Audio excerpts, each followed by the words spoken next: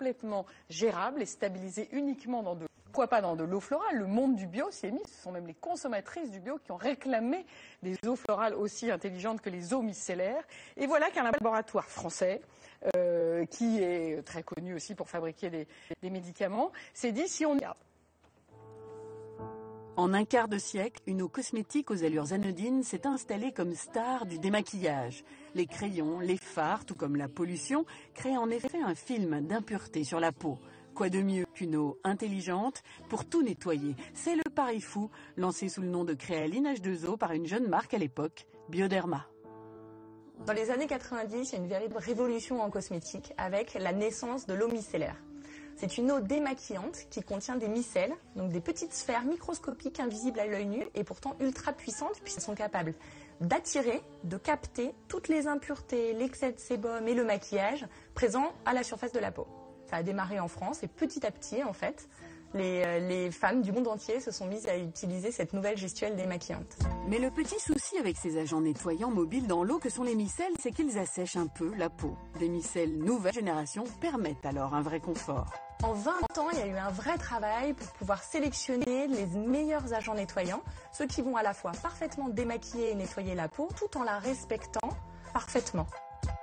Et chez Etapure, on a sélectionné des agents nettoyants qui ont une parfaite affinité avec la peau, parce qu'ils sont identiques à des molécules que l'on retrouve à l'état naturel dans la peau. Chaque marque tente de personnaliser son histoire d'eau. Après avoir joué le simple tandem eau florale plus micelle, la marque bio-leader Melvita a revu récemment sa copie. Nous avons décidé d'aller un peu plus loin en proposant une eau micellaire toujours à base d'eau florale, de rose et de fleurs d'oranger, toutes les deux issues du commerce équitable, et un extrait de narcisse pour l'éclat du teint, et qui a un petit plus, et ce petit plus, c'est la présence de prébiotiques qui permet à la peau de continuer à être très équilibrée. Le prébiotique, c'est un genre de substrat. Finalement, vous nourrissez avec de la bonne nourriture les bonnes bactéries qui sont sur votre peau, qui sont essentielles à l'équilibre cutané. Très efficaces dans de l'eau, les micelles ne le sont pas dans le lait. C'est pourtant la texture au confort absolu. Les équipes des laboratoires Aderma ont ainsi relevé ce défi, réalisé une prouesse, le lait micellaire. À l'intérieur de cette texture lait, il faut s'imaginer un filet qui retient ces micelles et qui les retient dans une texture dense, onctueuse.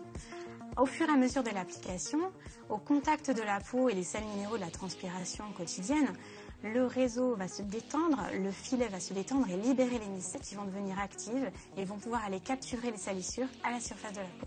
Si on met des cristaux de sels minéraux à la surface du lait micellaire Aderma comparativement à un lait classique, on voit que si le lait micellaire, le filet se relâche et laisse sortir la phase aqueuse micellaire, qui est la phase active.